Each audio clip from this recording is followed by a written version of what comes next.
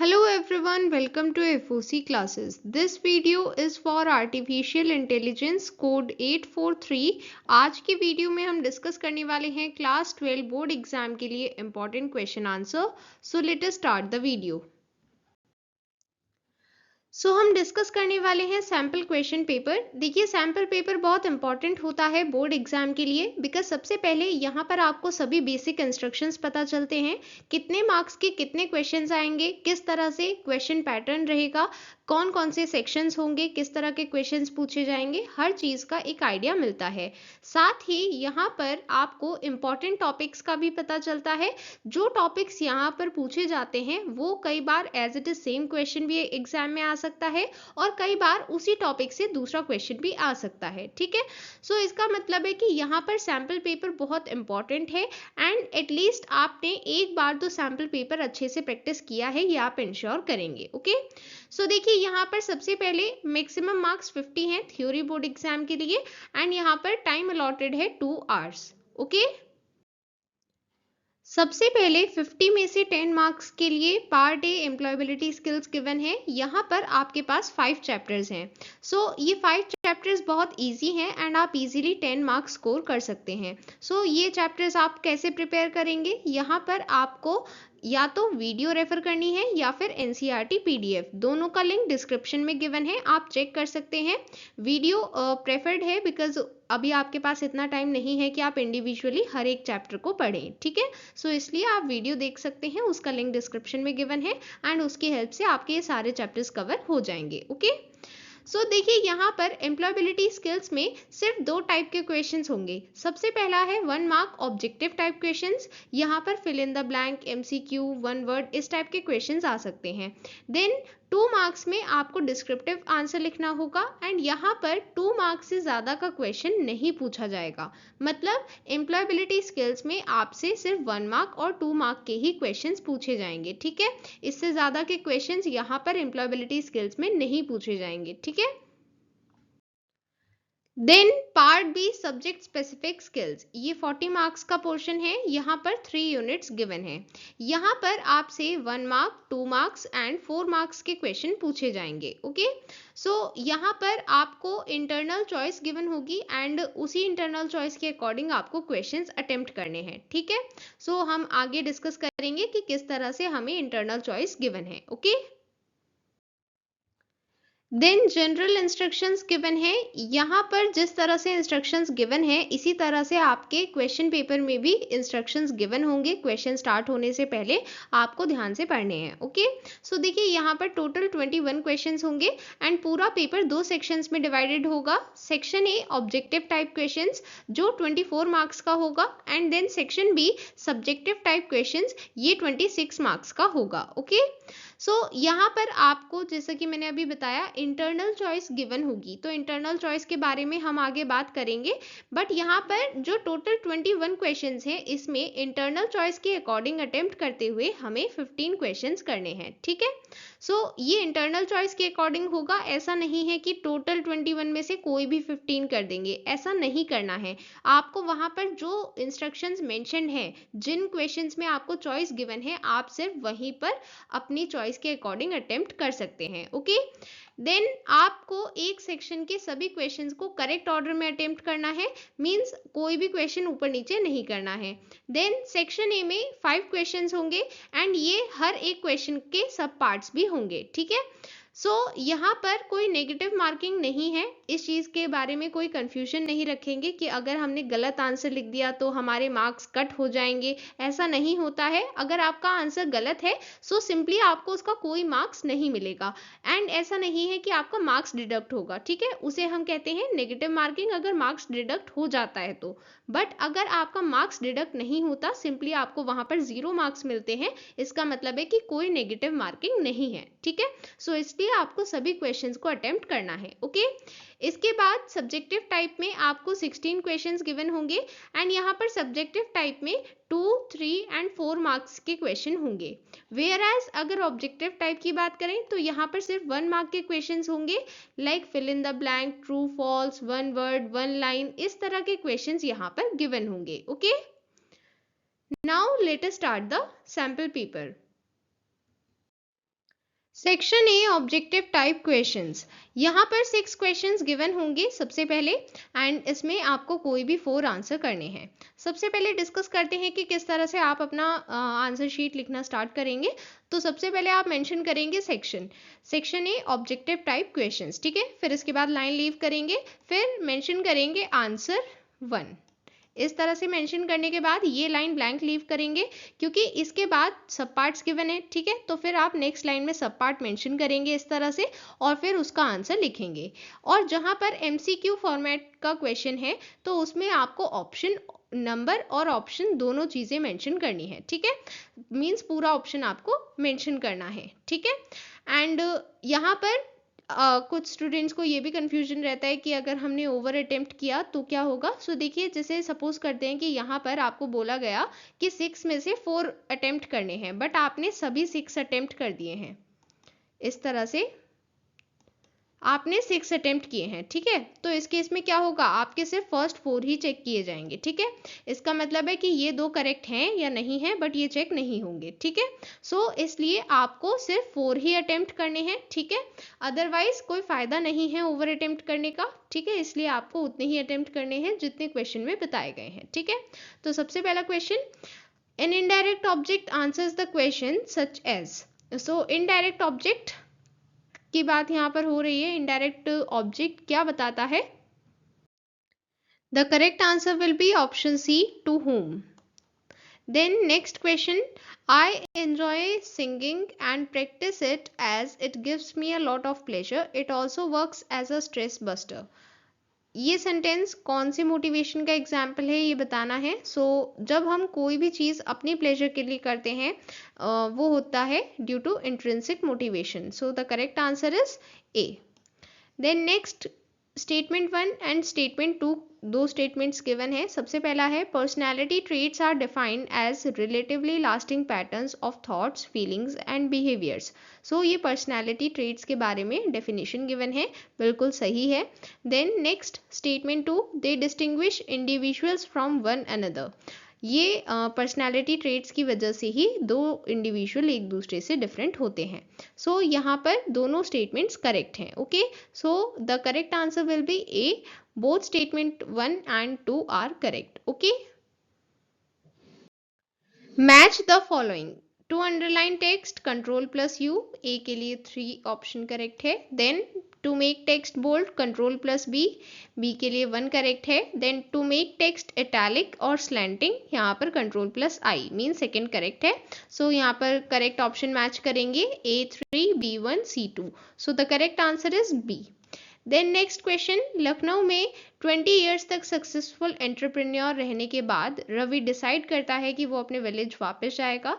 वो वहाँ पर जाकर क्लोथिंग स्टोर ओपन करता है, बट उसके गांव के लोग कहते हैं कि उन्हें वो स्टाइल पसंद नहीं आया एंड जैसा उन्हें चाहिए था वैसा नहीं है। इसके बाद वो बताते हैं कि उन्हें और वैरायटी चाहिए, ब्राइटर कलर्स चाहिए।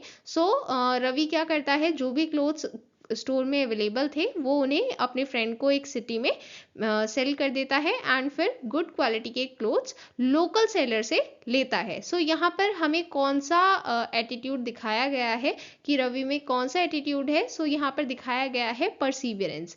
The correct answer is B, because यहाँ पर एक बार रवि फेल हुआ, उसके जो प्रोडक्ट्स थे वो कस्टमर्स को पसंद नहीं आए, बट फिर भी उसने हार नहीं मानी, वो परसिस्टेंट रहा एंड उसने दोबारा ट्राई किया एंड दोबारा वो सक्सेसफुल रहा, ओके। देन नेक्स्ट क्वेश्चन, यहाँ पर आपको बताना है ई वेस्ट को हैंडल करने का क्या करेक्ट वे है। आप ई वेस्ट को डिस्पोज ऑफ कर सकते हैं एक सर्टिफाइड पार्टनर की हेल्प से। The correct answer is C. Question 2, यहाँ पर 6 क्वेश्चंस गिवन होंगे एंड आपको 5 आंसर करने हैं। सबसे पहला क्वेश्चन है, in design thinking dash phase involves gathering user feedback on the prototypes you have created as well as obtaining a better understanding of your users. Means design thinking का ऐसा कौन सा फेज है जिसमें हम प्रोटोटाइप्स पर feedback लेते हैं, गैदर करते हैं, कलेक्ट करते हैं एंड साथ ही यूजर्स को अच्छे से समझते हैं। ये फेज होता है test phase. The correct answer is B. Then next question, dash is the first step involved in telling an effective data story. Effective data story बताने के लिए सबसे पहला स्टेप है understanding the audience. Audience को समझना है. So the correct answer is C. Then next question में सबसे पहले मैच करना है और फिर करेक्ट ऑप्शन को चूज करना है. Which category, classification, how much or how many, regression, which group, clustering, is this unusual, anomaly detection, which option should be taken, recommendation. So यहाँ पर करेक्ट सीक्वेंस क्या होगा, 1D. सो 1D दो options में given है, उसके आगे 2B सेम गिवन है. 3 में चेक करेंगे. सो 3 के लिए करेक्ट है E. सो इसका मतलब है कि फर्स्ट A ऑप्शन करेक्ट है. 1D, 2B, 3E, 4A, 5C. ठीक है. Then next question, identify two AI development tools from the following. यहाँ पर AI development tool है Data Robot and Watson Studio. The correct answer is 1 and 4 means option D. Then next question, you want to predict future house prices. The price is a continuous value and therefore we want to do regression. Which loss function should be used here? यहाँ पर use करेंगे MSE. The correct answer is B. Then next question, the design phase of the AI model life cycle is in dash process, iterative. The correct answer is D. Question 3, यहाँ पर 6 questions given है, 5 answer करने हैं. सबसे पहला question, content analyse करने के लिए ओरिजिनल डेटा गैदरिंग करने के बाद डिस्क्रिप्टिव स्टैटिस्टिक्स एंड विजुअलाइजेशन जैसी टेक्निक्स अप्लाई की जाती हैं डेटा सेट्स पर. गैप क्लोज करने के लिए एडिशनल डेटा कलेक्शन की भी रिक्वायरमेंट हो सकती है. एनालिटिक अप्रोच के स्टेज को आइडेंटिफाई करना है. क्या नेम है इसका? Data understanding. The correct answer is C.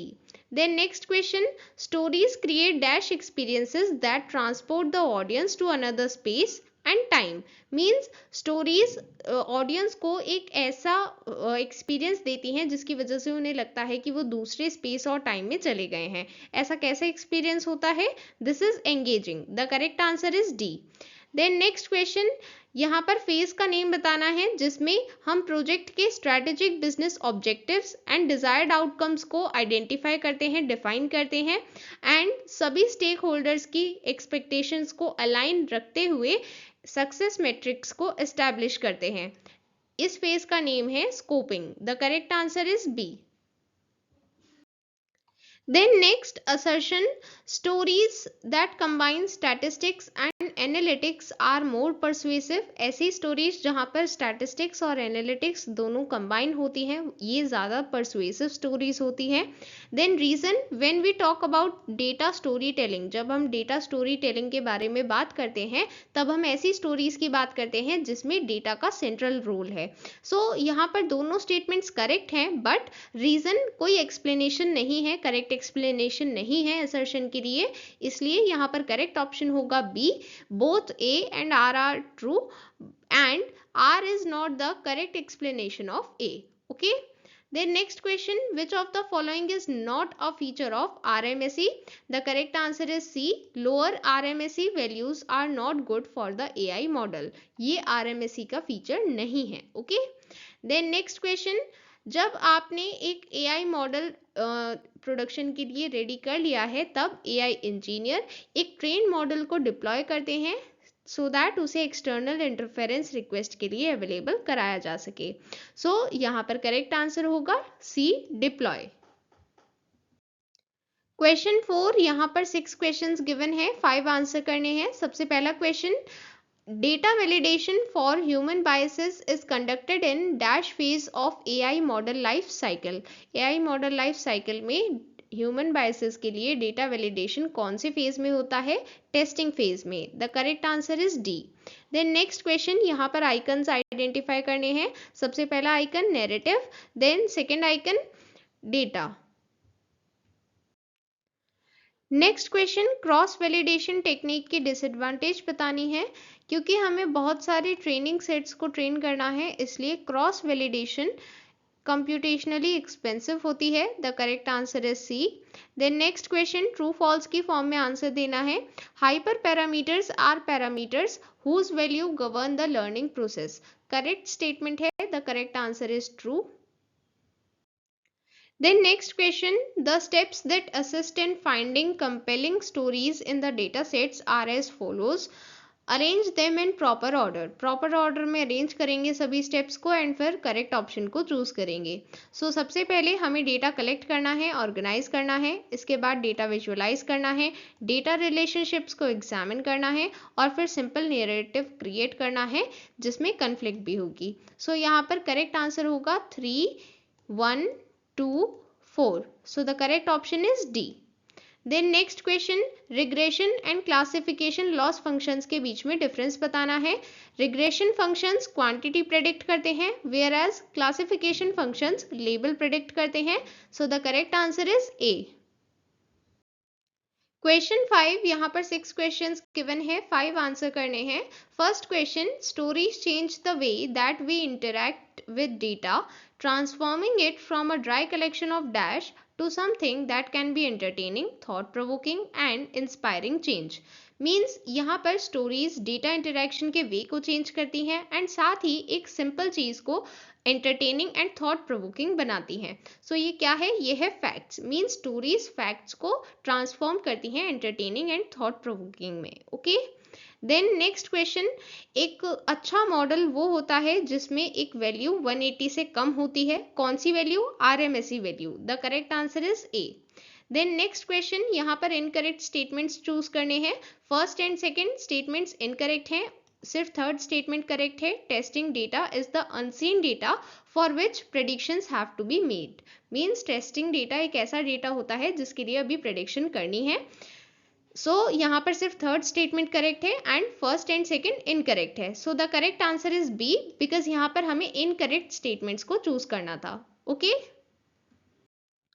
Then next question में AI प्रेडिक्टिव मॉडल का एग्जाम्पल बताना है। Weather forecast, option C. Then next question, AI modelling में टेस्टिंग टीम के क्या ऑब्जेक्टिव्स होते हैं? Model validation, security compliance and minimising bias.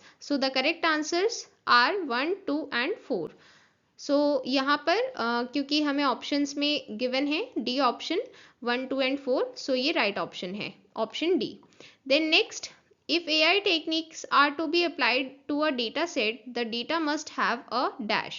Means अगर हमें एक डेटा सेट पर AI टेक्निक्स अप्लाई करनी है तो डेटा में क्या होना चाहिए? Pattern. The correct answer is C. Now let us start section B, subjective type questions. यहाँ पर एम्प्लॉयबिलिटी स्किल्स के क्वेश्चंस गिवन हैं। तो देखिए, एम्प्लॉयबिलिटी स्किल्स में आपको बोर्ड एग्जाम में 2 ही टाइप के क्वेश्चंस मिलेंगे, 1 मार्क के ऑब्जेक्टिव टाइप एंड 2 मार्क्स के सब्जेक्टिव टाइप। ठीक है, 2 मार्क्स में आपको वर्ड लिमिट गिवन है 20 to 30 वर्ड्स। ठीक है, एम्प्लॉयबिलिटी स्किल्स के यहाँ पर 5 क्वेश्चंस गिवन है जिसमें से कोई भी 3 अटेम्प्ट करने हैं। ओके, फर्स्ट क्वेश्चन यहाँ पर बताना है, रिस्पेक्ट एक्रोनिम में पी का क्या मतलब है, एक्सप्लेन करना है। P in the acronym respect stands for pay attention. P का मतलब है पे अटेंशन।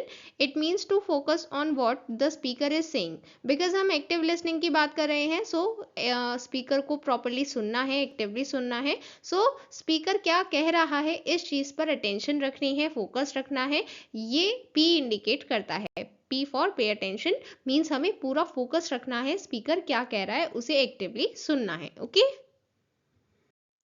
शिखा एक ओल्ड वुमेन है एंड उन्हें हैबिट है एक दिन में एटलीस्ट 20 टाइम्स अपने हैंड्स वॉश करने की एंड इवन हैंड्स वॉश करने के बाद भी उन्हें लगता है कि उनके हाथ साफ नहीं हैं। वो ना ही अपने ग्रैंड चिल्ड्रन से बात करती हैं और ना ही किसी फैमिली एक्टिविटी में पार्टिसिपेट करती हैं। तो जिस पर्सनैलिटी डिसऑर्डर से वो सफ़र कर रही हैं उसे ओवरकम करने का वे बताना है। यहाँ पर क्योंकि वो किसी से बात नहीं करती हैं तो सबसे पहले उन्हें बात करनी चाहिए, उन्हें अपनी फीलिंग शेयर करनी चाहिए दूसरों से एंड सेकेंडली उन्हें अपनी फिजिकल हेल्थ का ध्यान रखना चाहिए। अगर उनकी हेल्दी बॉडी रहेगी तभी उनका माइंड भी हेल्दी रहेगा। Okay, then next question, differentiate between worksheet and workbook. Worksheet का मतलब है collection of cells in the form of a grid. जब हम स्प्रेडशीट ओपन करते हैं तो जो हमें सामने दिखती है वो एक वर्कशीट होती है एंड उसका नेम होता है शीट 1। जब बहुत सारी स्प्रेडशीट्स एक साथ होती हैं उन्हें हम कहते हैं वर्कबुक। सो वर्कबुक बेसिकली एक ऐसी स्प्रेडशीट है जिसमें एक या एक से ज़्यादा वर्कशीट्स प्रेजेंट होती हैं। ओके, देन नेक्स्ट क्वेश्चन में 2 गवर्नमेंट स्कीम्स के बारे में बताना है जो स्मॉल स्केल एंटरप्रेन्योर्स को हेल्प करती हैं कैपिटल गेन करने में। सबसे पहली है government Mudra Yojana and then second is credit guarantee scheme. Okay, then next question में ग्रीन जॉब के 2 बेनिफिट्स बताने हैं। सबसे पहले ग्रीन जॉब की हेल्प से ग्रीन हाउस गैस एमिशन को रिड्यूस किया जा सकता है एंड देन इकोसिस्टम्स को प्रोटेक्ट एंड रिस्टोर किया जा सकता है। So these are the benefits of green jobs. Okay, then next subjective type questions में अब सब्जेक्ट स्पेसिफिक स्किल्स के क्वेश्चंस गिवन है। 2, 3 एंड 4 मार्क्स में क्वेश्चंस होंगे। सो सबसे पहले 2 मार्क्स के क्वेश्चंस गिवन है। यहाँ पर 6 क्वेश्चंस हैं एंड कोई भी 4 अटेम्प्ट करने हैं। वर्ड लिमिट है 20 to 30 वर्ड्स। सबसे पहला क्वेश्चन है define capstone project. Capstone project एक ऐसा प्रोजेक्ट है जिसमें स्टूडेंट्स इंडिपेंडेंटली एक टॉपिक पर रिसर्च करते हैं सब्जेक्ट मैटर की डीपर अंडरस्टैंडिंग के लिए। ये कैपस्टोन प्रोजेक्ट स्टूडेंट्स को अपॉर्चुनिटी प्रोवाइड करता है सो दैट वो अपनी नॉलेज को इंटीग्रेट करें एंड एक कॉम्प्रिहेंसिव प्रोजेक्ट के थ्रू डेमोन्स्ट्रेट करें। Then next question, MSC negative value हो सकती है या फिर नहीं, ये रीजंस के साथ एक्सप्लेन करना है। सो एमएससी वैल्यू नेगेटिव नहीं हो सकती because difference between projected and actual values हमेशा स्क्वायर्ड होता है। सो जो भी चीज़ हम स्क्वायर करते हैं वो या तो पॉजिटिव होगी या फिर जीरो होगी, नेगेटिव नहीं हो सकती। इसलिए हमें सभी आउटकम्स या तो पॉजिटिव मिलेंगे या फिर जीरो मिलेंगे बट नेगेटिव वैल्यू नहीं होगी। Okay, what is the importance of narrative in a story? Statistics and numbers के कंपैरिजन में स्टोरीज ज़्यादा चेंज ला पाती हैं। कैसे? जब हम स्टोरीज को नैरेटिव की फॉर्म में बताते हैं तब कंफ्यूजन रिड्यूस होती है एंड डेटा को कंटेक्स्ट के साथ रिलेट कर सकते हैं एंड किसी भी स्पेसिफिक इंटरप्रिटेशन को डिस्क्राइब कर सकते हैं। जो सबसे ज़्यादा इंपॉर्टेंट मैसेजेस हैं उनको सबसे इफेक्टिव वे में कम्युनिकेट कर सकते हैं। इस वजह से एक स्टोरी में नैरेटिव इंपॉर्टेंट होता है। Okay,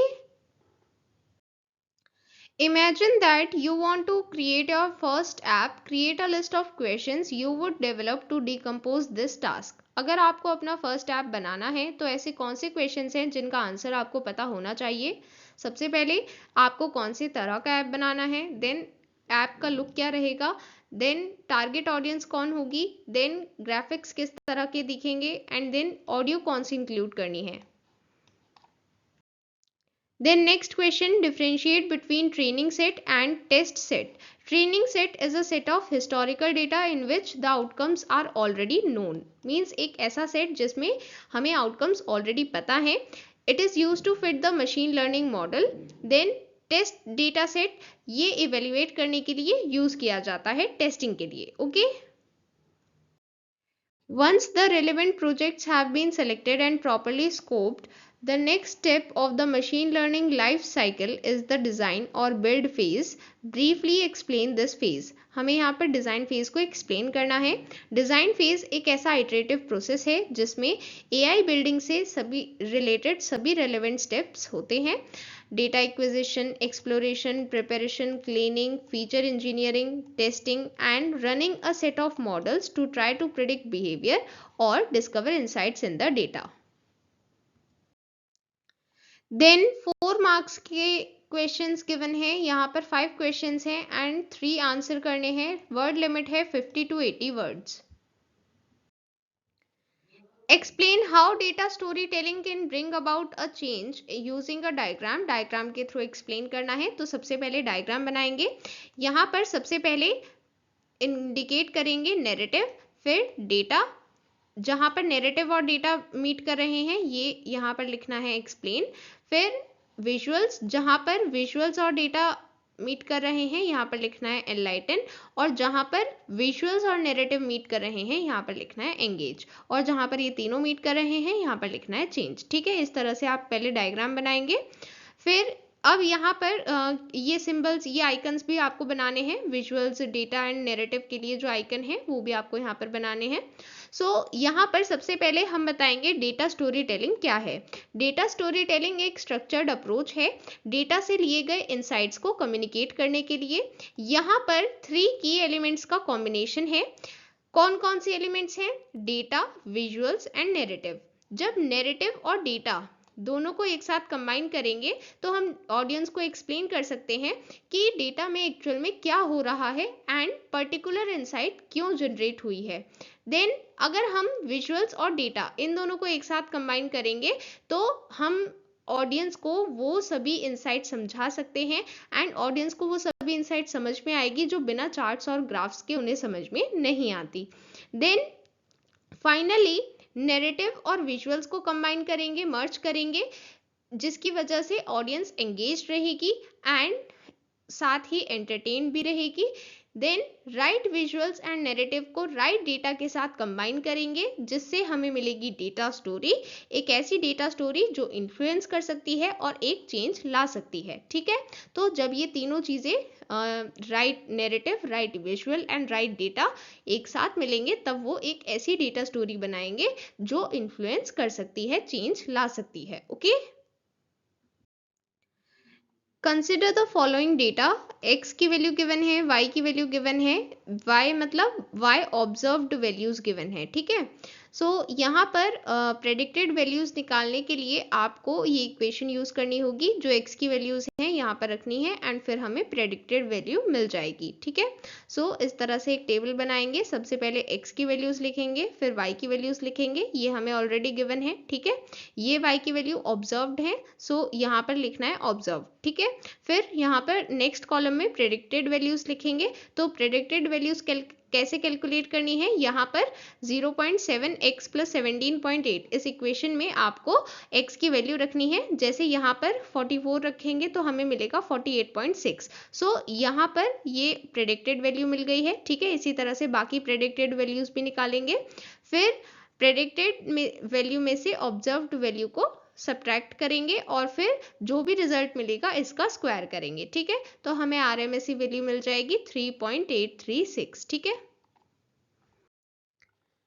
list the consideration which data scientist have to keep in mind during the testing stage. First of all, test data की वॉल्यूम लार्ज हो सकती है जिसमें कॉम्प्लेक्सिटीज हो सकती हैं। देन टेस्ट डेटा को सिलेक्ट करने में ह्यूमन बायस टेस्टिंग फेज को एडवर्सली इम्पैक्ट कर सकता है, नेगेटिवली इम्पैक्ट कर सकता है, इसलिए डेटा वैलिडेशन इंपॉर्टेंट है। Then model validation, successful learnability and algorithm effectiveness, इन सभी को माइंड में रखते हुए टेस्टिंग टीम को AI एंड ML एल्गोरिथम को टेस्ट करना है।